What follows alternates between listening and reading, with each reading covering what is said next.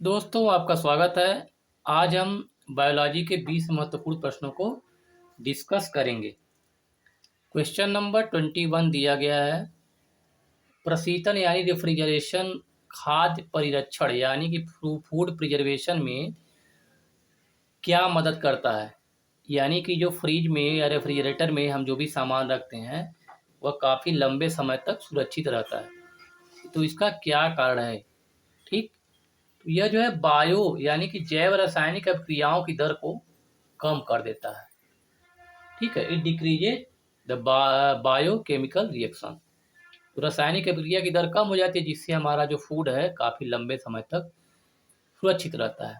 एक चीज़ और है, जो डिब्बा बंद खाद्य पदार्थ होते हैं काफ़ी लंबे समय तक जो मतलब कंपनी द्वारा बना करके भेजे जाते हैं, उपलब्ध होते हैं, तो उनमें जो होता है फूड प्रिजर्वेशन के लिए हम क्या यूज करते हैं, सोडियम बेंजोएट या बेंजोइक एसिड खाद्य परिरक्षण के लिए प्रयोग किया जाता है, काफ़ी लंबे समय तक सुरक्षित रहता है। क्वेश्चन नंबर 21 निम्नलिखित में से तने का रूपांतरण नहीं है। ठीक, तने का रूपांतर which of the following is not a modification of stem. तो ये देखिए यहाँ पर ये जो अरबी यानी एलोकेसिया कोलोकेसिया, ये मतलब अरबी अरबी तो अरबी तो आपका तना है। प्याज, प्याज भी तना, इसे बल्ब कहा जाता है।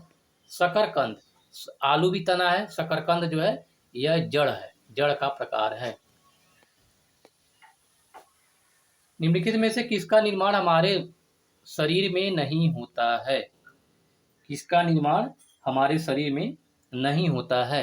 तो यहाँ पर देखिए विटामिन का फॉर्मेशन हमारे शरीर में नहीं होता है, तो ऑप्शन ए जो हो गया विटामिन हो जाएगा, विटामिन ए। मनुष्य के अंगों में से कौन सा एक हानिकारक विकिरण यानी कि हार्मफुल रेडिएशन से सर्वाधिक जो है प्रभावित होता है? तो क्या है? आँख है। आसान सा सवाल है, इसमें जो होगा आई हो जाएगा। एड्स होता है। एड्स एक प्रकार का वायरस से होने वाली बीमारी है, विषाणु, एक्वायर्ड इम्यून डिफिशियंसी सिंड्रोम, और HIV ह्यूमन इम्यूनो वायरस कहता है। ठीक है, विषाणु से होने वाला रोग है, और सेक्सुअली ट्रांसमिटेड डिजीज भी कहते हैं इसे। ठीक है, सेक्स द्वारा एक पर्सन से दूसरे पर्सन में यह पहुंच जाता है। एनोस्मिया, एनोस्मिया क्या होता है? क्वेश्चन नंबर 26 दिया गया है। स्वाद संवेदना की कमी, स्वाद संवेदना की कमी। स्वाद संवेदना यानी कि जो टेस्ट है, टेस्ट से रिलेटेड डिसऑर्डर है। घ्राण संवेदना की कमी, घ्राण मतलब होता है सूंघना, ऐसे टर्म यूज किए जाते हैं। ऑल्फैक्टरी यानी कि सूंघना से संबंधित है, सूंघने की जो शक्ति है कम हो जाती है। स्पर्श ऊष्मा, तो option B is correct. Anosmia में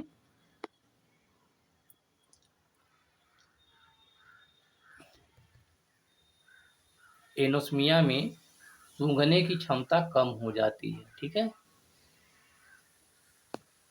जीरोप्थैल्मिया, जीरोप्थैल्मिया का मनुष्य में प्रकोप किस विटामिन की कमी से होता है? जीरोप्थैल्मिया, तो यह विटामिन ए की कमी से जीरोप्थैल्मिया होता है।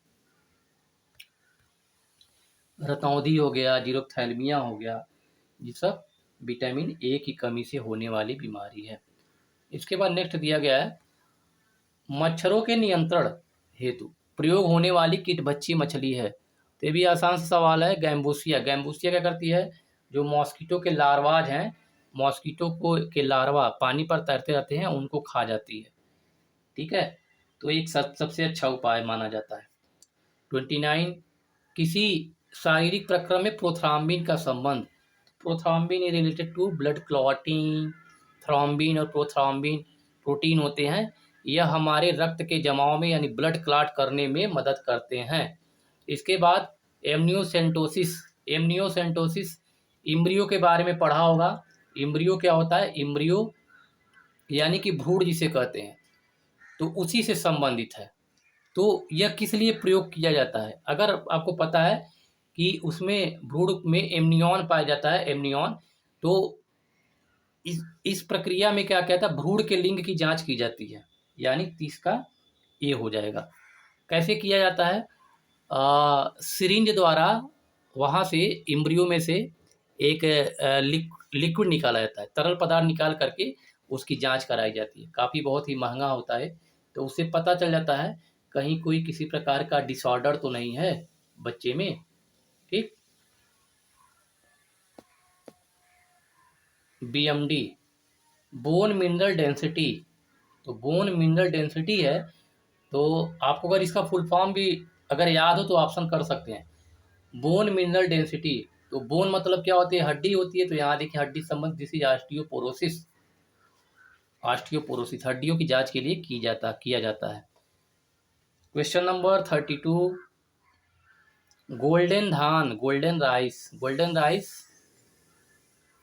राइस में सर्वाधिक मात्रा किसकी होती है? ये भी आसान सा सवाल है, बार बार पूछा। This is vitamin A, option A is correct.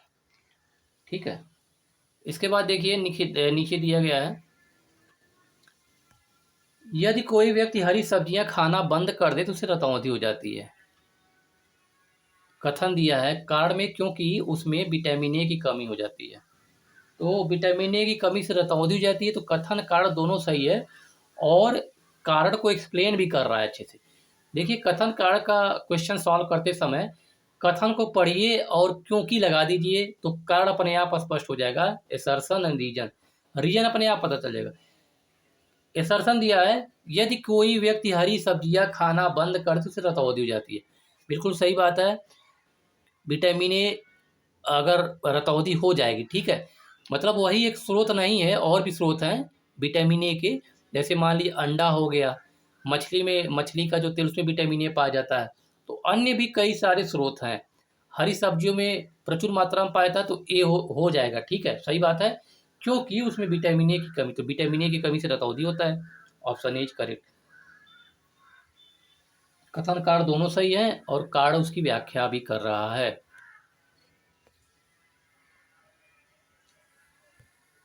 देखिए अभी कल डिस्कस किया था ह्यूगो डिब्रीज उत्परिवर्तन सिद्धांत के बारे में। तो ह्यूगो डिब्रीज यानी डिब्रीज ने किस सिद्धांत का? तो उत्परिवर्तन का सिद्धांत, द थियरी ऑफ म्यूटेशन।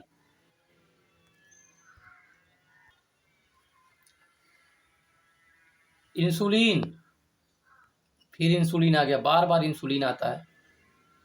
अब कई बार हमने समझाया भी इंसुलिन क्या है। ठीक है, इंसुलिन के बारे में पूछा गया है। तो इंसुलिन के बारे में पहले हमने बताया था कि यह अग्न्याशय द्वारा रिलीज होने वाला एक प्रकार का हार्मोन्स है, इंसुलिन और ग्लूकागॉन। तो इंसुलिन क्या करता है, हमारा ब्लड ग्लूकोज लेवल 72, कहीं पर 110 दिया है, कहीं पे 120 दिया गया है। तो 110 डेसीलीटर होता है, डेसीलीटर पर क्यूबिक एमएम होता है। तो अगर देखिए यहाँ पर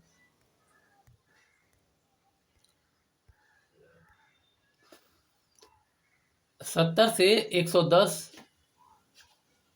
डेसीलीटर पर क्यूबिक एमएम होता है। तो जैसे ही हमारा ब्लड ग्लूकोज लेवल 120 के ऊपर या 110 के ऊपर जाता है, इंसुलिन वहीं पर काम करना शुरू कर देता है। इंसुलिन क्या करेगा, जो बढ़ी हुई हमारी ग्लूकोज का स्तर है, बढ़ा हुआ ग्लूकोज स्तर है, यानी जो ग्लूकोज का स्तर जो बढ़ा हुआ है उसको ग्लूकागान में बदल देता है, कन्वर्ट कर देता है, और जो ग्लूकागान जाकर के लीवर में स्टोर हो जाता है। फिर जरूरत पड़ने पर ग्लूकोगान नहीं, ग्लाइकोजन, ग्लूकोज से ग्लाइकोजन में कन्वर्ट कर देगा। ग्लाइकोजन हमारे लीवर में जाकर स्टोर हो जाएगा। फिर आवश्यकता पड़ने पर वही ग्लाइकोजन ग्लूकोज में बदल दिया जाता है, किसके द्वारा? ग्लूकागान द्वारा। वहाँ पर ग्लूकागान का काम होता है। तो देखिए इंसुलिन क्या है, तो ऑप्शन डी में रुधिर शर्करा को घटाने का काम करता है। घटाने का मतलब ये हुआ कि सामान्य लेवल पे लाने का काम करता है। घटा करके उसको ग्लाइकोजन में कन्वर्ट कर देगा, जो बढ़ा हुआ ग्लूकोज है। खुले परिसंचरण तंत्र यानी जो ओपन ब्लड सर्कुलेटरी सिस्टम, दो प्रकार का जो परिसंचरण तंत्र पाया जाता है। परिसंचरण तंत्र जो है सर्कुलेटरी सिस्टम या ब्लड से संबंधित है।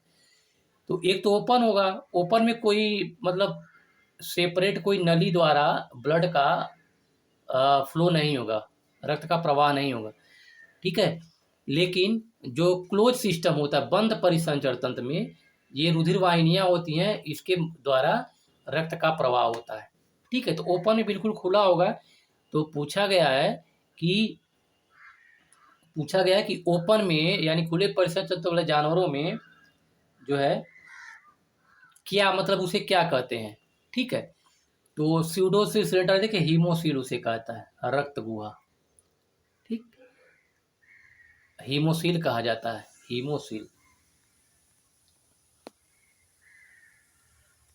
क्वेश्चन नंबर 37, निम्नलिखित में से कौन सा एक प्रकार की मछली है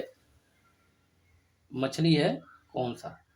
ठीक, तो एक क्वेश्चन जैसे कि कई में क्या होता है, कई जैसे कुछ ऐसे होते हैं जैसे मई, जैसे कि सिल्वर फिश होता है, रजत मीन रजत मीन देखा होगा आपने, पुराने जो कॉपी किताब होते हैं उसमें छोटा सा होता है, उसे हम सिल्वर फिश कहते हैं। ठीक, तो फिश तो लगा हुआ है, लेकिन ये एक प्रकार का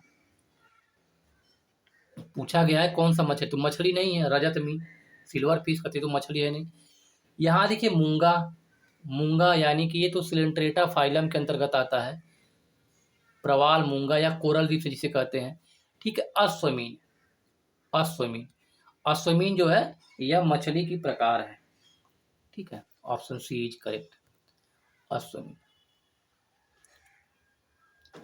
डीएनए की द्विसूत्री संरचना, डीएनए का जो डबल हेलिक्स मॉडल जिसे कहते हैं, तो वाटसन एंड क्रिक ने इसको तैयार किया था, वाटसन एंड क्रिक ने। ओके, निम्नलिखित में से जो है किसे बायो फर्टिलाइजर के रूप में प्रयुक्त किया जाता है, बायो फर्टिलाइजर के रूप में किसको प्रयोग किया जाता है। ठीक है, तो यहाँ पर देखिए एजोला, एनाबीना, नॉस्टॉक, ये कुछ एल्गी होते हैं, इनका प्रयोग हम क्या करते हैं, बायो फर्टिलाइजर। ठीक, यानी ऐसी खाद, ऐसा फर्टिलाइजर जो जीव से प्राप्त किया जाता है। ठीक है, तो एजोला। क्वेश्चन नंबर 40 देख लीजिए, केवल 20 क्वेश्चन हम डिस्कस करेंगे यहाँ पर, क्योंकि सेशन काफ़ी बड़ा हो जाता है और आप लोग भी बोर होने लगते हैं। ठीक है, रेशम कीट यानी सिल्क वर्म जिन पर पनपता है, तो इस शहतूत की पत्तियों पर सिल्क वर्म रहता है। ठीक है, और सिल्क का प्रोडक्शन जिसे होता है। ठीक है, यह मतलब कि मेच्योर नहीं होता, इंसेक्ट जो होता है इमेच्योर इंसेक्ट होता है, और उसको क्या करते हैं वहाँ से उठा करके पत्ती ऊपर से, उसको हम काफ़ी देर तक बॉयल करते हैं, उसको उबालते हैं पानी में। उबालने के बाद क्या होता है, थ्रेड उसके अलग अलग हो जाते हैं। ठीक है, शहतूत की पत्ती। तो 20 क्वेश्चन कंप्लीट हो गए। पर डे 20 क्वेश्चन का सीरीज लेकर के आते हैं हम, क्योंकि आपके बहुत सारे एग्जाम होने वाले हैं, बीपीएससी के एग्जाम हैं और भी अन्य स्टेट के एग्जाम होने वाले हैं, जहां पर सामान्य विज्ञान से प्रश्न पूछे जाते हैं। और डेली बेसिस पे आपको बस ऐसे प्रैक्टिस करना है, ज़्यादा नहीं, 10 से 15 मिनट 20 मिनट तक आपको पर डे देना है। 1 महीने 1.5 महीने अगर आप दे देते हैं तो अच्छा खासा क्वेश्चन बैंक आपके पास कलेक्शन हो जाएगा।